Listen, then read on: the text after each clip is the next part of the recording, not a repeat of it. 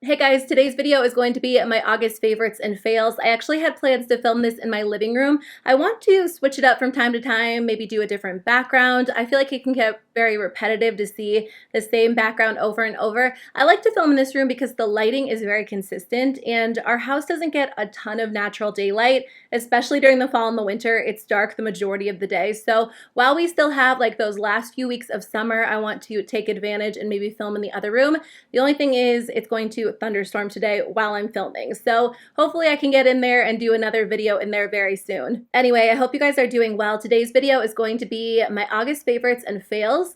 Actually, I only have one fail to share with you guys. I have a lot of favorites, some drugstore products, some eyeshadow palettes, all kinds of things. There was only one product that didn't really work out for me, but I'll share it with you guys anyway. Before I get into it, I do want to do a giveaway. It's been a while since I've done one, and I was kind of planning out my videos over the next few weeks, and I have a few more planned, so stay tuned. I just want to say thank you guys for all of your support in 2020. I know it's been such a crazy year, and I really appreciate you guys. I try to say that in my videos, but whenever possible, I love to be able to do a giveaway to just share the love and give back to you guys in a small way. I have a few more planned that I'm excited about, but in today's video, I thought I would give away the new ColourPop Candyland collection. I did get a lot of new products from ColourPop recently because they have been releasing some really gorgeous collections, and this one is amazing. I did think about, trying it and reviewing it, but honestly, I have a lot of new products that I'm currently testing out to review on my channel, so I thought instead I could pass this along to one of you guys who would be able to enjoy it. If you guys are interested in entering this specific giveaway, just check the description box below. It's always easy to enter, but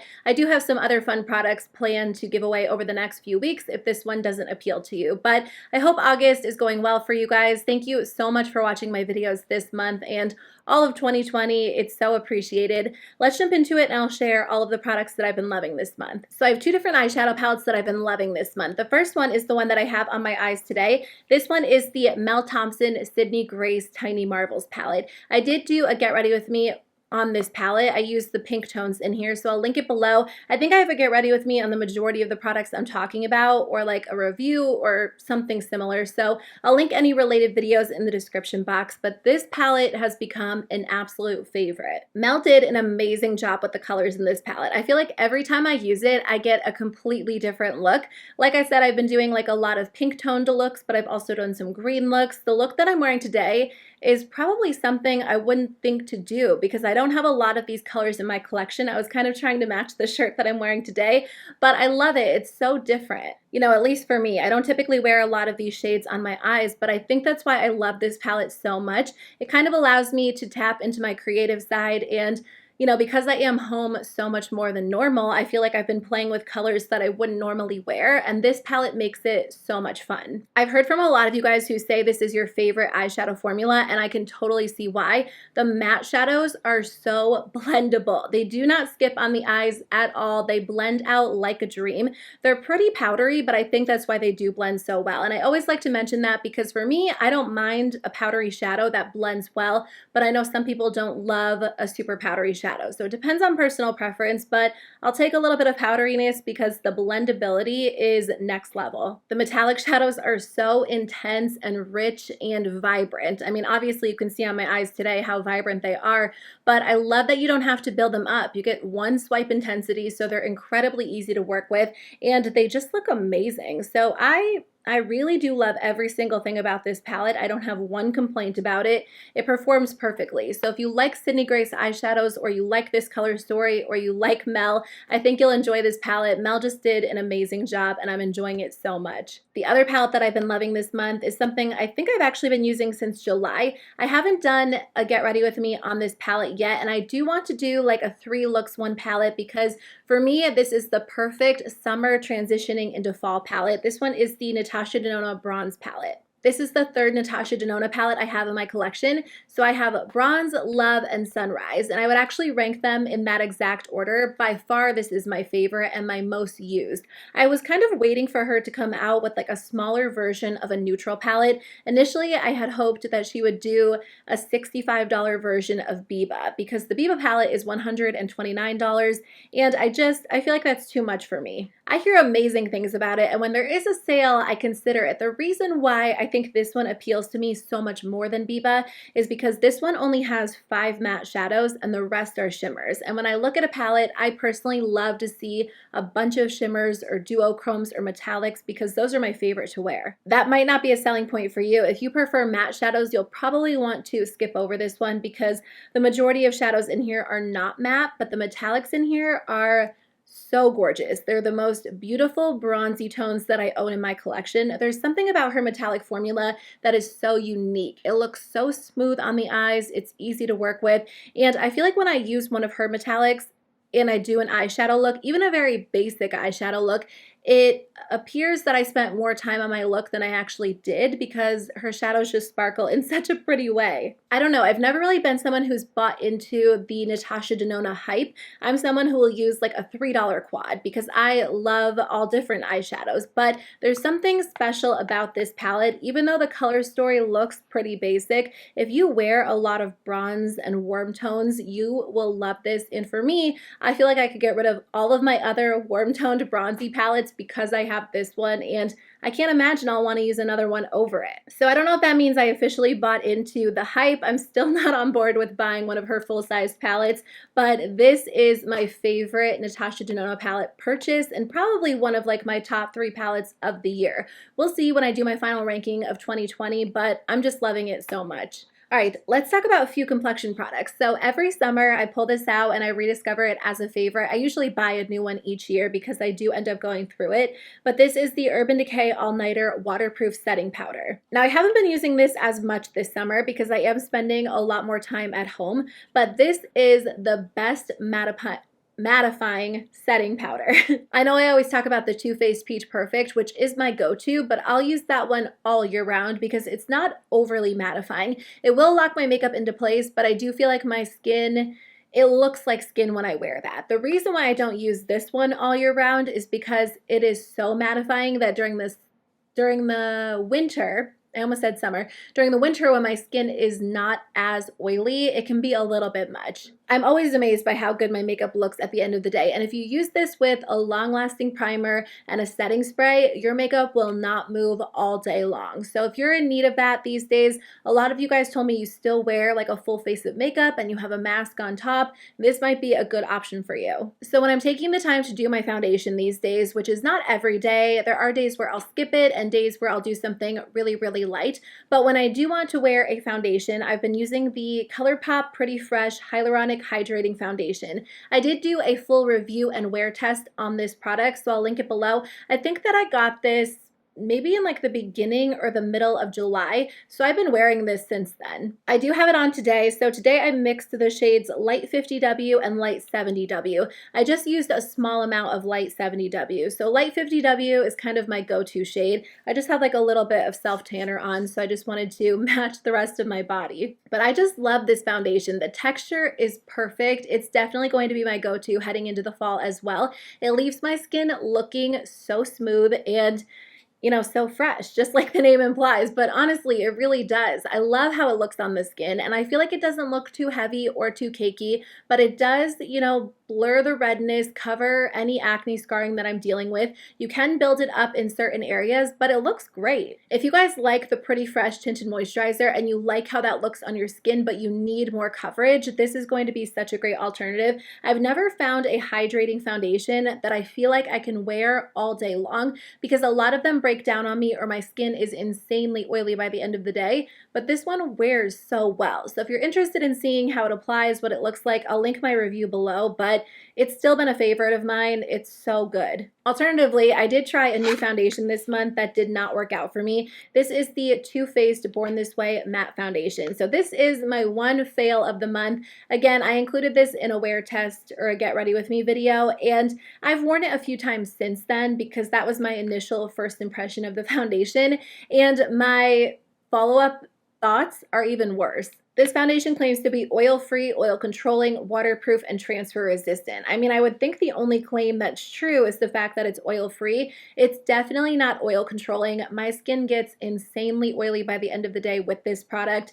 It's not transfer-resistant when I wear a mask. It comes off on the mask, and it just does not look good on my skin. I should have known because the original Too Faced Born This Way foundation didn't work for me, and this definitely is a more mattifying version, but it's not a matte foundation by any means. I mean, initially my skin looks matte for like an hour or two, but after that it starts getting so oily. I would say this ColourPop product controls oil better than this one. And when I did my initial review, some of you guys said maybe I shouldn't pair it with like a mattifying primer and a mattifying powder because my skin, it might overproduce oil to make up for all of those mattifying products, which does make sense. So, you know, I tried it with all kinds of primers and really hydrating moisturizers underneath. No matter what I do, this doesn't look good on my skin. Not only does my skin get really oily, it also starts to enhance like texture and fine lines, and it breaks apart and moves around. It's just not a good foundation for me personally. Now, if you like the original Too Faced Born This Way and it sits really nicely on your skin, but you want something slightly more mattifying, maybe you'll enjoy this. I just feel like for $40, there are so many other foundations I prefer, but if you're looking for a good alternative, you might like the Catrice HD foundation. That has really good longevity. It is mattifying, but I don't feel like it's as heavy or as intensely full coverage as the Fenty foundation. So that one is a little bit more similar to this, but better. It has really good coverage and it stays in place and my skin doesn't get as oily, and it is a lot more affordable. I need to do like an updated video using that because, or no, I just did like a full face of drugstore makeup not that long ago using that foundation, so I'll link that below if you want to see how it works. It looks amazing on the skin, and this was definitely a fail for me. This is kind of random, but I've been using these e.l.f. Retro Paradise brushes for a few months at this point, and I know I use them in Get Ready With Me videos, but if you're looking for an affordable brush set, I think you'll enjoy this. Now, the set is $20. It comes with 5 brushes, so that comes out to be about $4 each.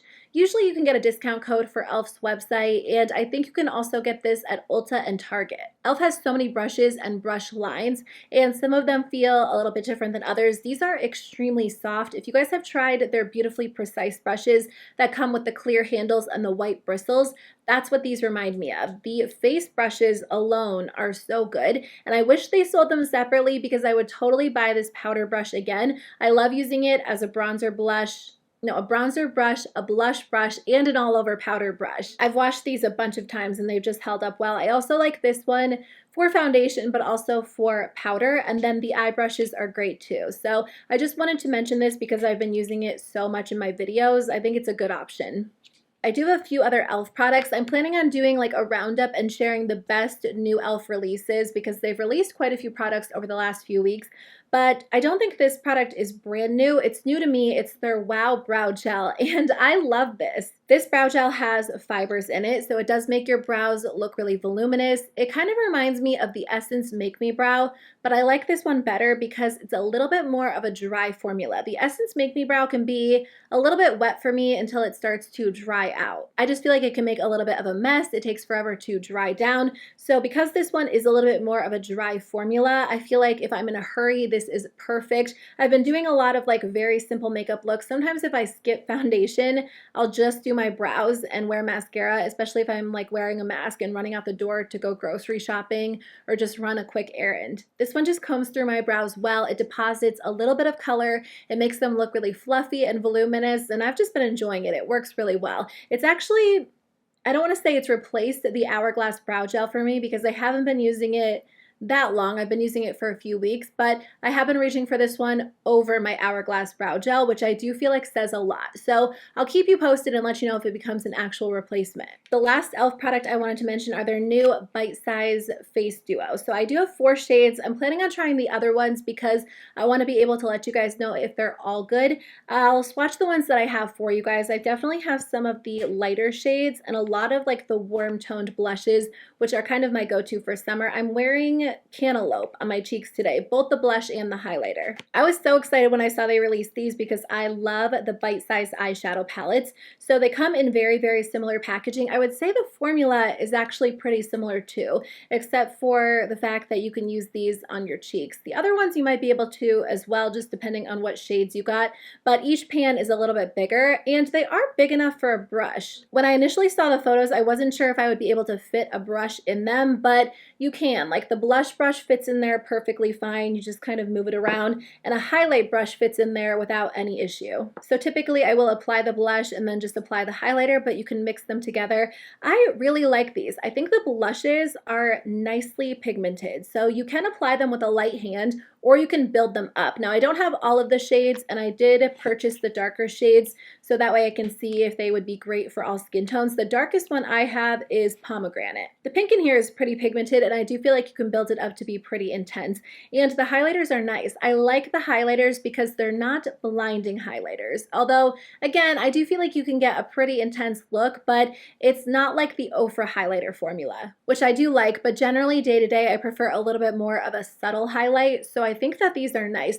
They're more intense than the e.l.f. metallic flare highlighters, so if you've tried those and those are a little bit too subtle for you, I think you'll enjoy this formula. It's like it's the perfect in-between for me. Now, as for lip products, I have two formulas that are kind of complete opposites, but I've been loving both of them. So I am so mad at myself for not talking about this trio earlier. Back in July, I was doing like a drugstore month on my channel. So that's when I got the Natasha Denona palette. That's when I got this trio. So I was using them, but they didn't fit into a video because all of my content was drugstore focused. But I've been using this Ofra trio so much. So this is the cutest little set by Jen from Jen Loves Reviews. So this is the Metamorphosis Lip Trio. I'm going to link Jen's initial announcement video in the description box below because it is full of so much helpful information, including a bunch of demos. And I just love Jen's videos overall. Her videos are so thorough, and I feel like whenever I watch her videos, I learn something new. She does a lot of ingredient analysis. She talks about,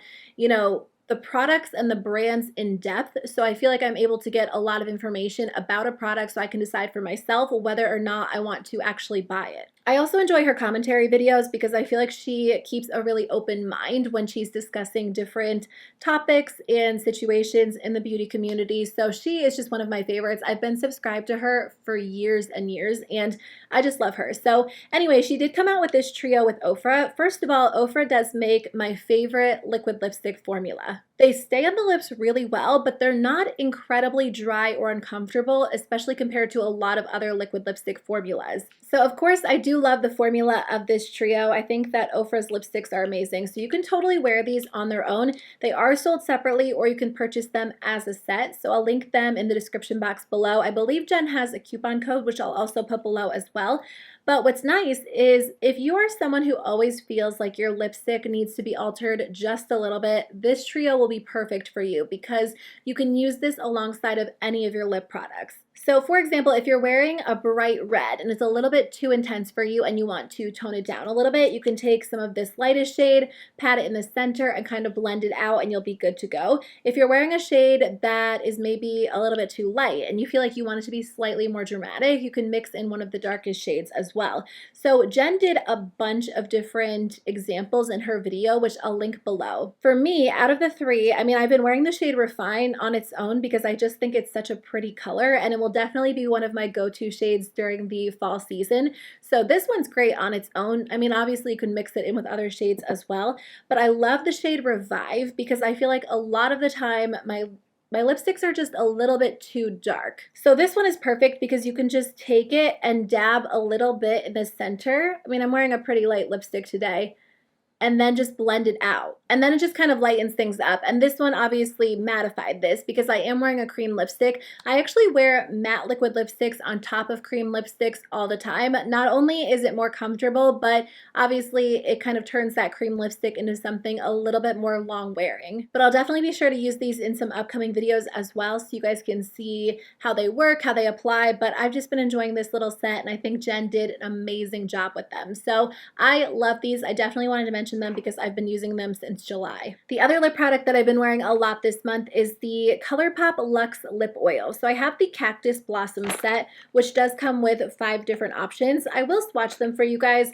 Honestly, when you're wearing these on the lips, they don't look a lot different. So I really wouldn't feel the need to run out and purchase more than 1 or 2 of them because you're going to get a very, very similar effect. I think that this set is actually sold out, but for me, personally, I would just recommend buying like 1 or 2 shades that really appeal to you because they look pretty similar. They're very, very sheer. I've been all about sheer lip products these days, and these are truly sheer lip products. They're very, very soft, really slippery. They're not long lasting by any means. If you are talking a lot or eating and drinking, obviously they're going to come off, but this is the type of product that I like to have in my purse, you know, during normal times when I'm applying lip products or at my computer because I can throw it on, my lips feel really good, and it just gives you like the slightest, most subtle hint of color. I've tried a few different lip oil formulas. For me, they all kind of perform a little bit similarly. I feel like some are very lightweight and some are pretty heavy. I don't like a super heavy lip oil. I just like something really light and airy and silky and smooth,